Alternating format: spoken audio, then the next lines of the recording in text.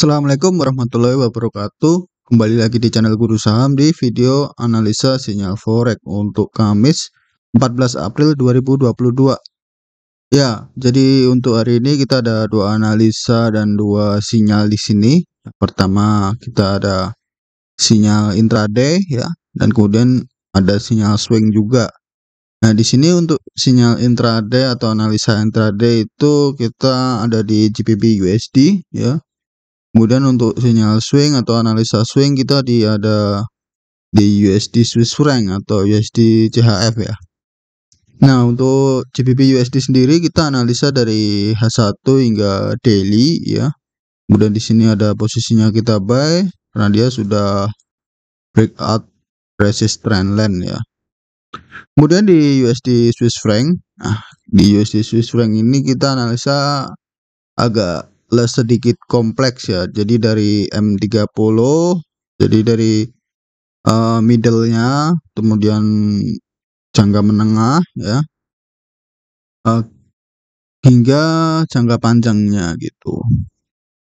Untuk USD Swiss franc sendiri kita ambil posisinya sell ya.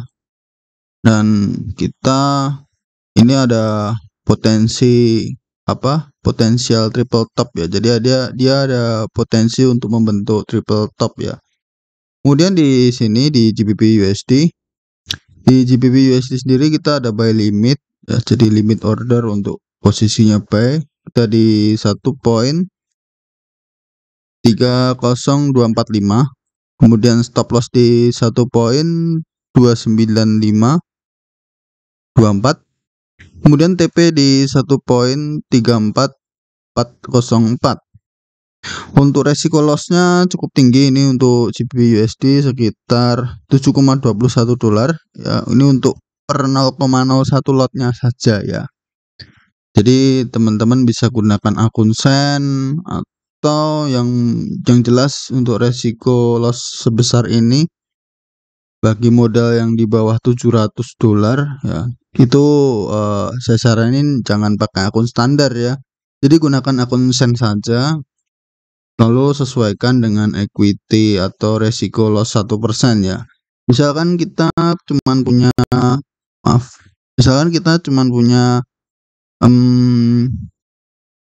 saldo 500 dolar ya. Nah, di sini kan kalau kita opennya 7 dolar ya, berarti itu lebih dari 1% gitu. Karena 1% dari 500 kan cuma 5 dolar ya. Berarti kita harusnya pakai akun Sen. Kalau pakai akun Sen kan berarti kita bisa asumsikan dengan resiko loss 500 sen ya. 500 sen kan berarti setara dengan 5 dolar gitu. Jadi kita bisa asumsikan dengan 500 sen, kemudian 500 dibagi 7,21 ya, seperti ini. 500 dibagi 7,21 dan dibagi 100 ya. Nah, jadi kita bisa gunakan lot 0,69 dolar lot 0,69 untuk resiko loss 7,21 dolar ya. Jadi kita bisa gunakan akun Sen ya. Kemudian di sini risk and rewardnya 1/5 untuk GBP USD. Kemudian di USD Swiss franc, kita di USD Swiss franc kita ada posisi sell limit di 0.94178. Kemudian stop loss di 0.94666, TP di 0.88267. Kemudian resiko loss 0,01 lotnya sekitar 4,88 dolar ya. Kemudian ini untuk resiko lossnya agak banyak, jadi enggak ya, bisa sama kayak gunakan akun Sen gitu. Tapi kalau saldonya 500 dolar ya bisa gunakan lot 0,01 aja gitu. Kemudian untuk risk and rewardnya 1/12. Ini agak panjang TP-nya. Jadi ini lebih ke swing ya ini ya, karena TP-nya panjang ya. Kemudian kita bisa lakukan partial profit taking kalau kita gunain akun Sen ya. Karena kalau kita gunain akun standar ya, kita cuman punya posisi di 0,01 lot. Di mana hal itu kita tidak bisa partial profit taking gitu. Kita tidak bisa TP sebagian atau TP seperempat itu. Tapi kalau kita gunakan akun Sen ya untuk saldo 500 ya ini ya. Saldo $500, berarti kan kita bisa dapat kalau di $500 kan berarti kita jadi punya 50.000 sen ya. 50.000 sen untuk resiko lossnya 1% ya, berarti 500 sen. 500 sen dibagi 4,88 dolar ya.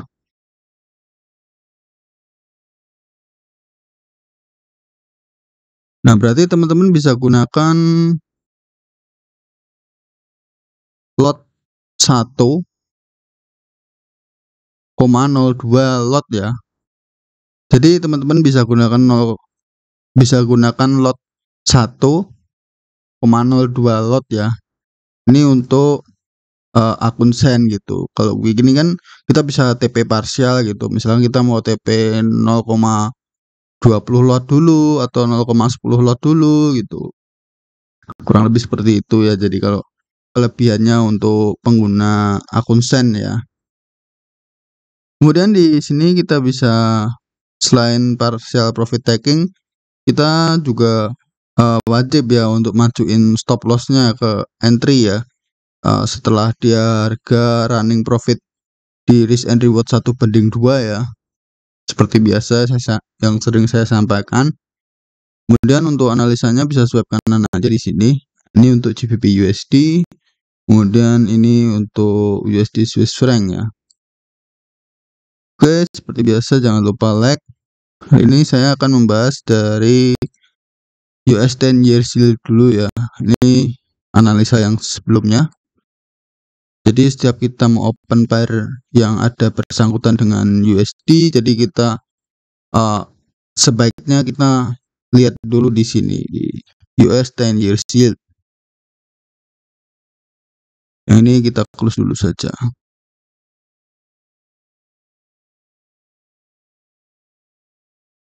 Nah, di sini di US 10 years yield dia telah berhasil membuat satu breakout structure lagi kemarin. Jadi kemungkinan dia akan retest lagi ke atas. Nah, di sini dia masuk ke area ini ya. Di candle bullish terakhir sebelum dia breakout structure ya. Kita tarik.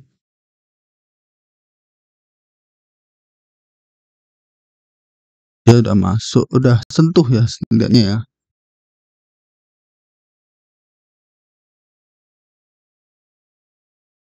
Lalu untuk antisipasinya mungkin dia akan naik dulu sedikit masuk ke area order block ya. Kemudian lanjut untuk turun ke area FVG atau area imbalance ya. Jadi untuk US 10 years yield dia udah ada konfirmasi untuk bearish ya, atau koreksi. Nah, di sini dia udah breakout structure juga. Kemudian dia membuat shocks. Kemudian di sini ada konfirmasi tambahan lagi ya, dia ada breakout structure up dan di sini dia sideways di sini. Kemungkinan dia kalaupun naik ya. Jadi mungkin di sini di area 2 ini antara di candle order block dan candle bullish terakhir.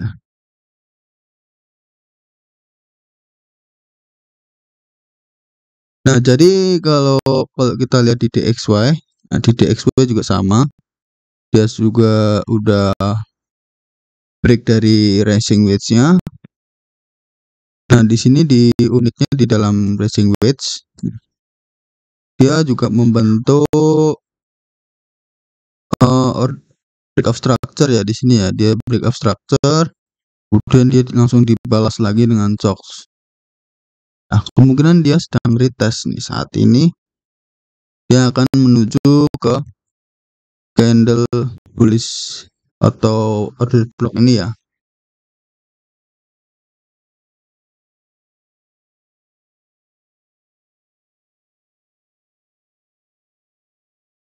Untuk target penurunan sama di bawah, banyak ada imbalance kemungkinan, tapi ini lebih dalam sih ini untuk DXY, karena dia target penurunan bisa sampai masuk ke area demand yang sebelumnya ya. Ini untuk DXY. Kemudian langsung kita bahas di GBP USD. Nah, di GBP USD sendiri, nah dia kan bertolak belakang dengan DXY dan US 10 year yield tadi ya. Nah, jadi wajar kalau dia sekarang sedang koreksi.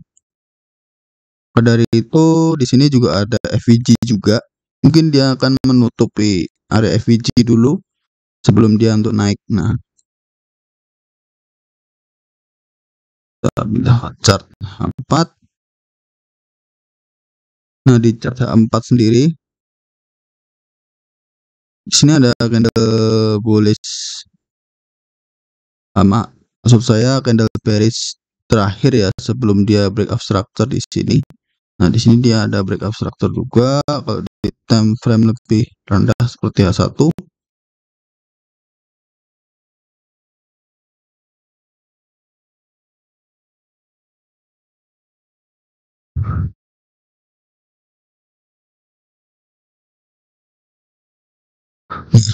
jadi di sini udah breakout structure ya. Kemudian kita lihat di time frame H4, lalu kita pakai satu candle terakhir di time frame H4 ya. Jadi kita gunakan candle di H4, candle bearish terakhir di H4 untuk kita jadikan area order block. Kemungkinan harga akan terus turun masuk ke area FVG ya. Mungkin di sini nanti ada kontraksi atau semacam rebound ya, atau rejection candle, tapi kemungkinan dia akan masuk lagi ke area order block kita ya.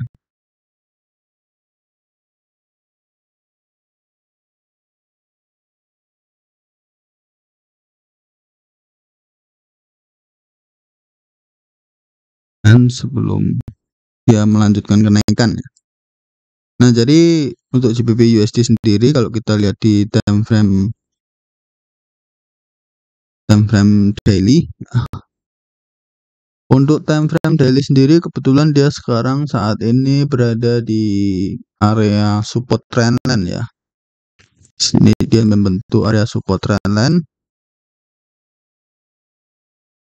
Nah, kemudian dia rebound setelah menyentuh area support trendline ya. Mungkin target kenaikan selanjutnya masuk ke area resist trendline untuk daily ya. Nah, jadi mungkin ini target range tradingnya atau range waktunya bisa sampai 1 minggu ya, paling cepat sekitar 3-4 hari lah. Soalnya ini impactnya agak lumayan keras atau agak lumayan kenceng untuk impactnya di US, karena ada pengaruhnya di DXY dan di US 10 year yield tadi ya. Kemungkinan dia akan butuh waktu sekitar 4-5 harian gitu mau mencapai CD. Next kita lanjut ke USD Swiss franc. Nah, di USD Swiss franc ini satu arah dengan DXY atau US 10 year yield ya, karena itu adalah salah satu penggerak utama di pair USD ya. Jadi ketika US 10 year yield naik, dia juga naik gitu.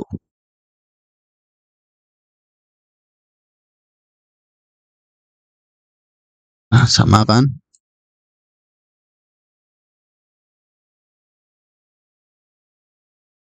Nah, di sini dia ada potensi untuk membentuk triple top ya. Jadi di sini ada top yang pertama, top yang kedua, dan mungkin di sini ada membentuk top yang ketiga ya.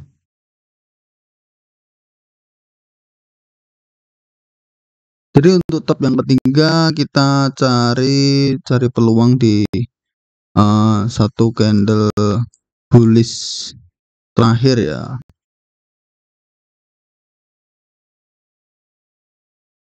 Satu candle bullish di ujung. Nah, di sini kita nemuin satu candle ini ya. Kita pakai satu candle ini ya. Satu candle bullish ini kita jadikan jadi order block.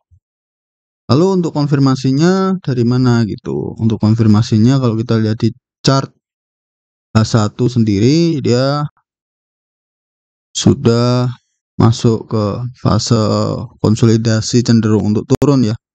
Nah, di sini dia ada area breakout structure juga, dia membentuk breakout structure lagi, kemudian dia rebound, dia tidak membentuk lower low, tapi di sini ada area equal high ya. Equal high itu semacam area liquidity ya. Jadi di sini juga ada area liquidity ya. Jadi kemungkinan harga memang menuju ke area sana. Area liquidity atau equal high itu sama pentingnya seperti area FVG ini ya. Jadi ketika ada area equal high atau liquidity atau equal high itu dua arah ya. Ada equal high dan equal low. Jadi itu sama-sama area liquidity ya. Jadi kalau area liquidity itu cenderung untuk ditembus gitu. Lalu kita cek di M30. Nah, di M30 pun juga sama. Nah, di sini dia ada breakout structure, kemudian di sini dia membentuk box lagi ya. Dia break dari low yang sebelumnya ya. Setelah dia break, dia rally ke atas. Nah, di sini ada area liquidity juga atau equal high ya. Kemudian dia berhasil menembus area itu. Kemudian saat ini dia menembus area ini ya. Area equal high dari ini. Sekarang dia tinggal masuk ke area order block kita ya. Jadi kita tunggu aja. Mungkin nggak lama lagi dia akan masuk ke area sell limit kita ya. Jadi semoga aja menyentuh, kemudian melanjutkan untuk penurunan.